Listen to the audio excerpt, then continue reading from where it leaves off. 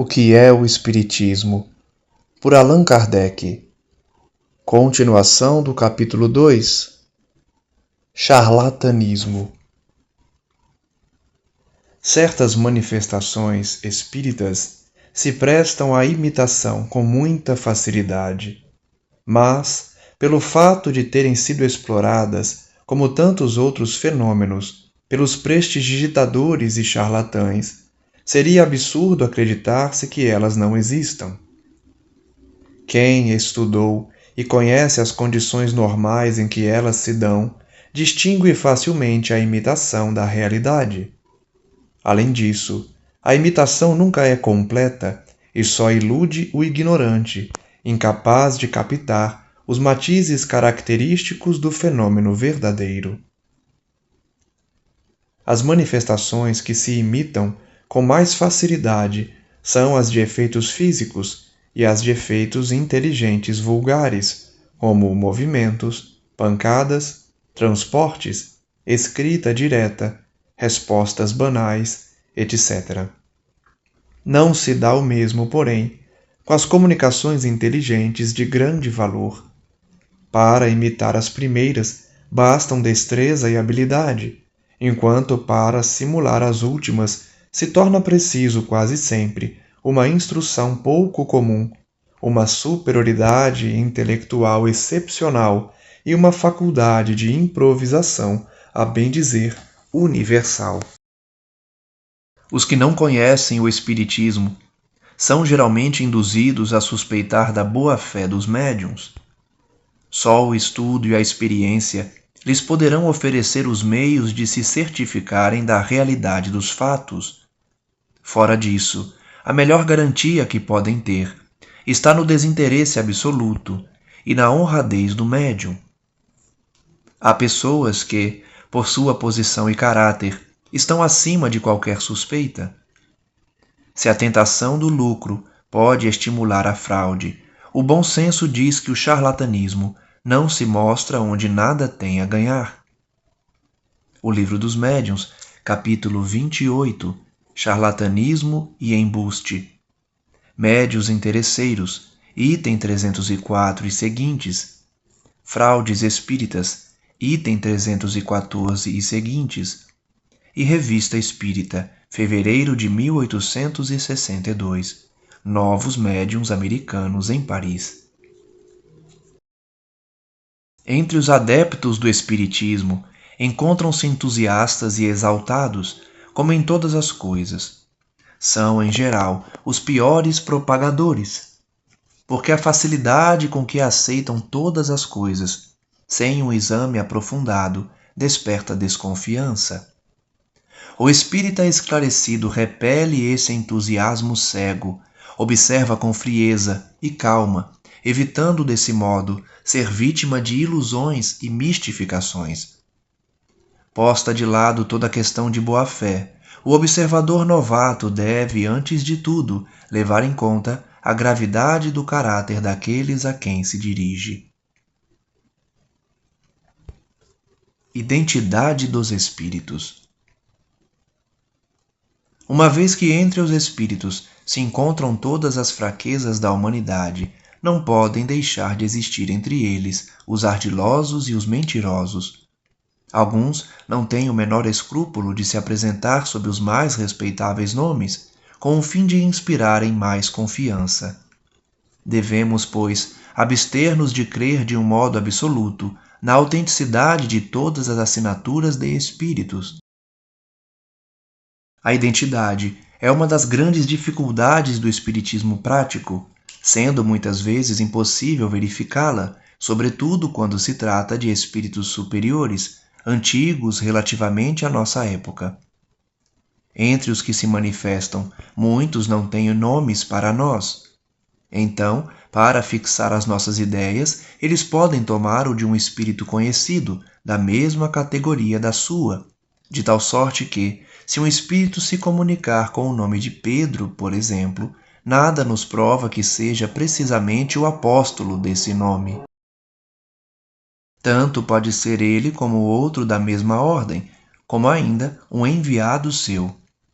A questão da identidade é, neste caso, inteiramente secundária e seria pueril atribuir-lhe importância. O que importa é a natureza do ensino. É bom ou mal? Digno ou indigno da personagem que o assina? Esta o subscreveria ou desaprovaria? Eis a questão. A identidade é mais fácil de ser averiguada quando se trata de espíritos contemporâneos, cujo caráter e hábitos sejam conhecidos, porque é por esses mesmos hábitos e particularidades da vida privada que a identidade se revela mais seguramente, e muitas vezes de modo incontestável. Quando se evoca um parente ou um amigo, é a personalidade que interessa. Nesse caso, é muito natural que se busque a identidade. Entretanto, os meios que geralmente emprega para isso quem não conhece o Espiritismo, senão imperfeitamente, são insuficientes e podem induzir ao erro. O espírito revela sua identidade por grande número de circunstâncias que chamam a atenção nas comunicações, nas quais se refletem seus hábitos, caráter, linguagem e até locuções familiares. Ela se revela ainda nos detalhes íntimos em que entra espontaneamente com as pessoas a quem ama. São as melhores provas. É muito raro, porém, que ele satisfaça as perguntas diretas que lhe são feitas, sobretudo se o forem por pessoas que lhe são indiferentes, com intuito de curiosidade ou de prova. O espírito demonstra a sua identidade como quer e pode, conforme o gênero de faculdade do seu intérprete, e muitas vezes essas provas são abundantes. O erro está em querer que ele as dê como deseja o evocador. É então que o espírito recusa sujeitar-se às exigências. O Livro dos Médiuns, capítulo 24, Identidade dos Espíritos. Revista Espírita, março de 1862. Carrière, Constatação de Identidade. Contradições. As contradições que frequentemente se notam na linguagem dos espíritos só causam admiração àqueles que da ciência espírita só possuem um conhecimento incompleto. São consequentes à própria natureza dos espíritos, que, como já dissemos, não sabem as coisas senão na razão do seu adiantamento, e muitos podem saber menos que certos homens. Sobre grande número de pontos, eles não emitem mais que a sua opinião pessoal, que pode ser mais ou menos acertada, e conservar ainda um reflexo dos prejuízos terrestres de que ainda não se despojaram. Outros forjam sistemas seus sobre aquilo que ainda não conhecem, particularmente no que diz respeito a questões científicas e à origem das coisas. Nada, pois, há de surpreendente em que nem sempre estejam de acordo. Muita gente se espanta de encontrar comunicações contraditórias, assinadas por um mesmo nome. Somente os espíritos inferiores mudam de linguagem com as circunstâncias, ao passo que os espíritos superiores jamais se contradizem. Por pouco que se esteja iniciado nos mistérios do mundo espiritual, sabe-se com que facilidade certos espíritos se apoderam de nomes diferentes para dar mais crédito às suas palavras. Disso se pode deduzir com segurança que se duas comunicações radicalmente contraditórias quanto ao fundo trazem o mesmo nome respeitável, uma delas é necessariamente apócrifa.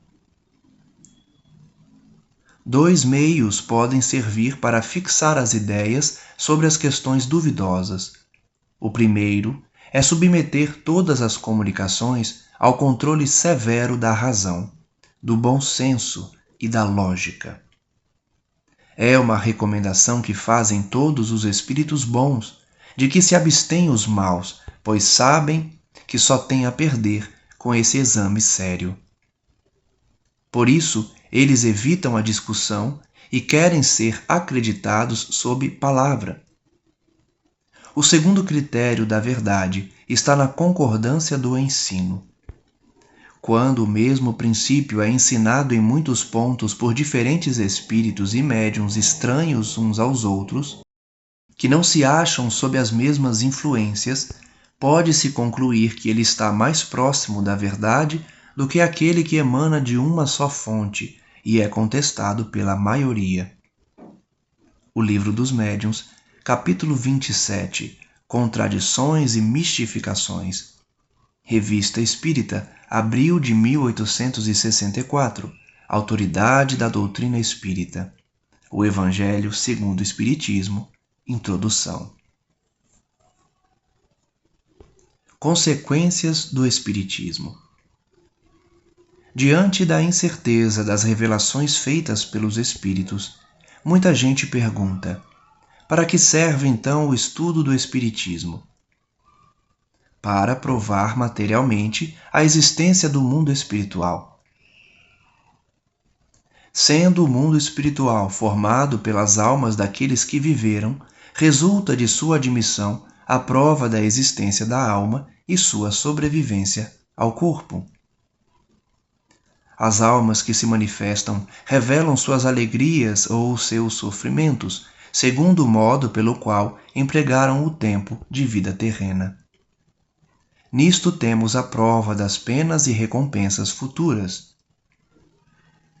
Ao nos descreverem seu estado e situação, as almas ou espíritos retificam as ideias falsas que faziam da vida futura e, principalmente, quanto à natureza e duração das penas. Passando assim a vida futura do estado de teoria vaga e incerta ao de fato conhecido e positivo, surge a necessidade de trabalhar o mais possível durante a vida presente, que é tão curta, em proveito da vida futura, que é indefinida. Suponhamos que um homem de 20 anos tenha a certeza de morrer aos 25 anos. Que fará ele nesses 5 anos que lhe restam? Trabalhará para o futuro? Certamente que não. Procurará gozar o mais possível, acreditando ser uma tolice e submeter-se a fadigas e privações sem proveito. Se, porém, ele tiver a certeza de viver até os 80 anos, agirá de modo completamente diverso, porque então compreenderá a necessidade de sacrificar alguns instantes do repouso atual para assegurar o repouso futuro, durante longos anos. O mesmo se dá com aquele que tem a certeza da vida futura. A dúvida sobre a vida futura leva naturalmente as pessoas a sacrificar tudo em benefício dos gozos do presente. Daí ligar-se excessiva importância aos bens materiais. O valor que se dá a esses bens excita a cobiça, a inveja e o ciúme do que tem pouco com aquele que tem muito.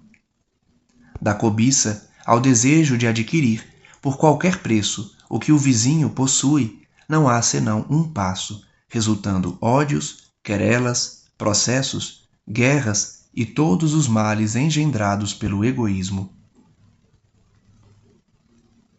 Com a dúvida sobre o futuro, o homem, acabrunhado nesta vida pelo desgosto e pelo infortúnio, só vê na morte o termo dos seus sofrimentos. Nada mais esperando, acha normal abreviar os seus dias pelo suicídio. Sem esperança de futuro, é natural que o homem se aflija e se desespere com as decepções por que passa. Os abalos violentos que experimenta repercutem-lhe no cérebro e são a fonte da maioria dos casos de loucura. Sem a vida futura, a atual se torna para o homem a coisa capital, o único objeto de suas preocupações, ao qual ele tudo subordina. Por isso, quer gozar a todo custo não só os bens materiais como as honrarias. Aspira a brilhar, a elevar-se acima dos outros, a eclipsar os vizinhos por seu fausto e posição. Daí a ambição desordenada e a importância que atribui aos títulos e a todas as futilidades pelos quais ele é capaz de sacrificar a própria honra, porque nada mais vê além. A certeza da vida futura e de suas consequências muda-lhe totalmente a ordem das ideias e lhe faz ver as coisas por outro prisma. É um véu que se levanta, descobrindo o imenso e esplêndido horizonte. Diante da infinidade e grandeza da vida de além-túmulo, a vida terrena se apaga, como um segundo na contagem dos séculos, como o grão de areia ao lado de uma montanha. Tudo se torna pequeno, mesquinho, e ficamos admirados de haver dado importância a coisas tão efêmeras e pueris. Daí, no meio dos acontecimentos da vida, uma calma, uma tranquilidade que já constitui uma felicidade, comparadas às fadigas e aos tormentos a que nos sujeitamos, a fim de nos elevarmos acima dos outros. Daí também, para as vicissitudes e decepções, uma indiferença que, tirando todo motivo de desespero, afasta numerosos casos de loucura e desvia forçosamente o pensamento do suicídio. Com a certeza do futuro, o homem espera e se resigna. Com a dúvida, perde a paciência, porque nada espera do presente. O exemplo daqueles que já viveram, provando que a soma da felicidade futura guarda relação direta com o progresso moral efetuado e com o bem que se praticou na terra, que a soma das infelicidades é diretamente proporcional à soma dos vícios e das más ações, infunde em quantos estão bem convencidos dessa verdade uma tendência natural para fazer o bem e evitar o mal. Quando a maioria dos homens estiver convencida dessa ideia e professar esses princípios, praticando o bem, este inevitavelmente triunfará do mal aqui na terra. Então, os homens não mais se prejudicarão uns aos outros e regularão suas instituições sociais, tendo em vista o bem de todos e não o proveito de alguns. Em suma, compreenderão que a lei de caridade ensinada pelo Cristo é a fonte da felicidade, mesmo neste mundo, e basearão as leis civis sobre a lei de caridade.